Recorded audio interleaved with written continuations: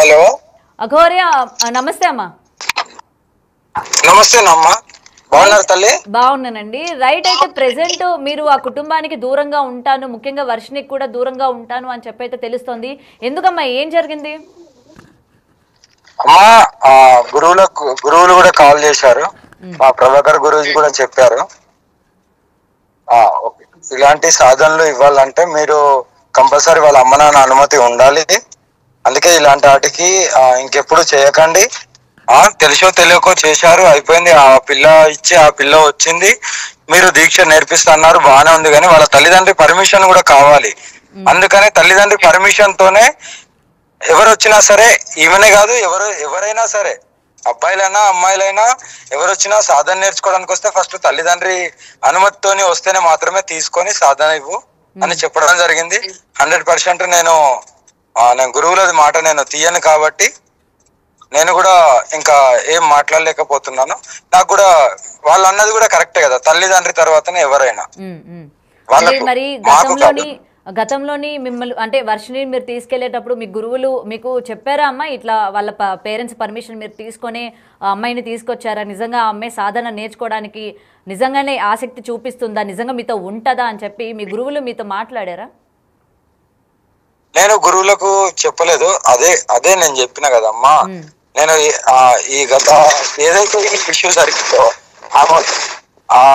ఆ తల్లి వచ్చినప్పటి నుండి పోలీస్ స్టేషన్కి వెళ్ళడము, ఆమె రావడము, మేము మళ్ళీ దర్శనాలకు వెళ్ళడము చెప్దాం అనుకునే లోపు ఇదంతా జరిగింది.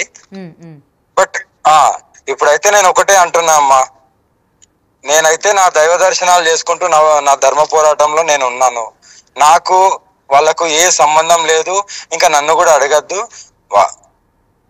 అని నేను ప్రజలకే ఇంకా వదిలేస్తున్నాను అంతే. ఎందుకంటే నా గురువులు చెప్పింది నేను పాటించాలి, కంపల్సరీ పాటిస్తాను కూడా. ఓకే, అంటే ఇంకా వాళ్ళ కుటుంబంతో కానీ ఇంకా అమ్మాయితో కూడా ఇంకా కాంటాక్ట్ లో ఉండను అని అంటున్నారా?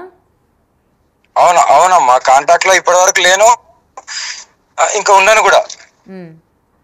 కానీ నా మీద అయితే కేసు ఫైల్ అయిందని తెలిసింది మంగళగిరిలో. వర్షిని వాళ్ళ పేరెంట్స్ పెట్టారా మీ పైన కేసు?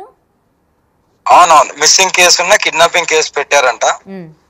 అది చూద్దాం, అది ఎంతవరకు వెళ్తుంది ఏంటిది అనేది. మాక్సిమం నేను కనుక్కున్నాను, కేసు అయితే ఫైల్ అయింది అని నేనే ఫోన్ చేసి కనుక్కున్నాను. కొంతమంది త్రూ నా భక్తులు ఉంటారు కదా, వెళ్ళారు, కనుక్కున్నారు, కేసు అయితే ఫైల్ అయింది. ఒకవేళ కేసు కొట్టేయాలంటే ఎవరైతే విట్నెస్ ఉన్నారో ఆ వర్షిని ఆ తల్లి పిటిషన్ ఆమె వచ్చి పేపర్ రాసి నా ఇచ్చి నేను వెళ్ళాను, కిడ్నాప్ ఏం జరగలేదంటే కేసు కొట్టేయబడుతుంది. లేదంటే చెప్తాది అనుకుంటున్నారా? మరి నిన్నటి నుంచి చూసుకుంటే పేరెంట్స్ తోనే ఉంటానని చెప్తుంది కదా. అది ఆమె వ్యక్తిగతం అమ్మా, చెప్తుందో చెప్పదో భగవంతుని తెలుసు, ఆమెకు తెలుసు, ఆమె మనస్సాక్షికి తెలుసు. బట్ పోలీస్ వాళ్ళు అయితే ఇంకా నేను పోలీస్ వాళ్ళతో మాట్లాడలేదు, కానీ కనుక్కున్నాను, కొంతమంది నాకు తెలిసిన వాళ్ళ త్రూ కనుక్కున్నాను. నేను ఈ ప్రోగ్రామ్ అయిపోగానే నేను వచ్చేస్తాను, ఈ దైవ దర్శనాలు అయిపోగానే వచ్చేస్తాను. నేను కంపల్సరీ పోలీసు వాళ్ళకి సహకరించాలి కాబట్టి, ఒకవేళ ఆమె రాసియకుంటే పోలీసు వాళ్ళు ఎలా అయితే అంటే రాసియకుంటే 90 రోజులు జైల్లో ఉండాల్సి వస్తుంది అదే అని అంటున్నారు. దానికి కూడా సిద్ధం నేను. అంటే మీరు జైలు శిక్ష అనుభవించడానికి కూడా సిద్ధంగా ఉన్నారైతే, ఒకవేళ అమ్మాయి తను ఇష్టపూర్వకంగా నేను రాలేదు మీరే బలవంతం పెట్టారని చెప్తే? 100% అమ్మా, 100%. ఎందుకంటే తప్పు ఒప్పులు అనేది భగవంతుడు చూసుకుంటాడు. కానీ ఇక్కడ నాకు కరాఖండిగా వాళ్ళు చెప్పింది ఏంటంటే, నాకు తెలిసిన వాళ్ళు, అమ్మ కేసు అయితే అయింది నిజం, కానీ ఇప్పుడే ఆ అమ్మాయి అయితే ఏదైతే అమ్మాయి రిటర్న్ నేను నా ఇచ్చి నేను వెళ్ళాను అని ఎప్పుడైతే రాసి వాళ్ళకి ఇస్తారో పోలీస్ వాళ్ళకు, నేను ఇది కూడా మీడియాలో ఎందుకు చెప్తున్నానంటే ప్రజలందరికీ తెలియాలి ఏం జరుగుతుంది ఏంది అనేది. ఆమె రాస్తుందా రాయదా ఆమె మనస్సాక్షికి తెలియాలి. అండ్ ఈ మధ్యలో అమ్మాయిని ఏమైనా మార్చారు అనుకోవచ్చా? అంటే మొత్తం కూడా ఇప్పుడు అఘోరికి యాంటీగా కనిపిస్తుంది కదమ్మా సినారో తల్లి, అది అందరికి కనిపిస్తుంది కదా, ప్రజలకు కనిపిస్తుంది, మన మీడియా వాళ్ళకు కూడా కనిపిస్తుంది ఏం జరుగుతుంది ఎక్కడ ఏంటిది అనేది. రైట్, ఏదున్నా సరే ఫర్దర్ గా ముందుకు వెళ్ళిపోతూనే ఉంటాను. ఇలాంటి చూసుకుంటే నేను వెనక్కి అడిగి వేసినట్టు ఉంటది.